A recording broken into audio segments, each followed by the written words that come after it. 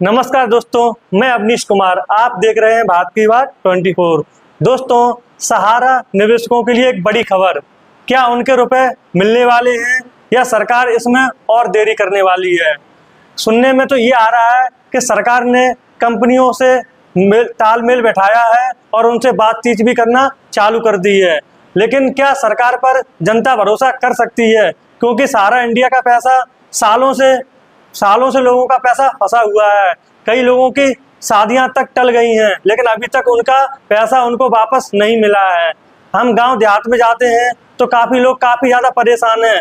जिन्होंने अपनी पूंजी को सहारा इंडिया में जमा किया था, उनकी पूंजी रिटर्न में अभी तक नहीं मिल पा रही है। लोग इलाज के लिए भी परेशान। दोस्तों सियासत में ये मुद्दा गरमाया हुआ है।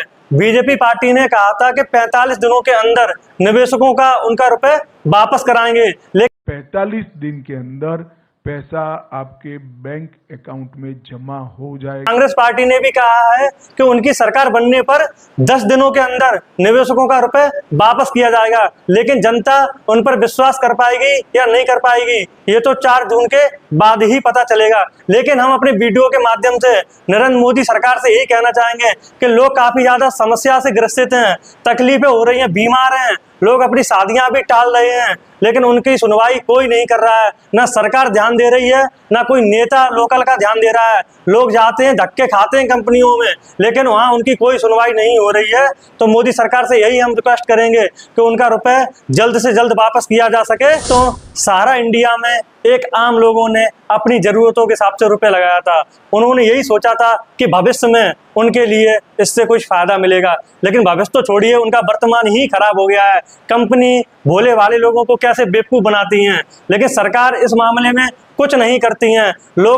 ऐसी कई कंपनियां आती हैं जो लोगों को बहलाती हैं, फुसलाती हैं और उनका रुपए अपने अंडर में करके भाग जाती हैं, लेकिन आम लोगों की सुनवाई कहीं नहीं होती है। ना कोई सरकार आम लोगों पर ध्यान देती है, ना कोई नेता देता है। नेता वोटों के टाइम पर वोट मांगने आते हैं और जैसे ही चुनाव खत्म होते हैं उसके बाद उनका न चेहरा दिखता है, ना ही वो दिखते हैं। तो दोस्तों, हम आपसे यही कहेंगे कि पैसा जहां भी लगाएं सोच समझ कर लगाएं, क्योंकि आपकी पूंजी आपकी पूरी जिंदगी की कमाई है। कोई सरकार नहीं सोचती है आम लोगों के बारे में।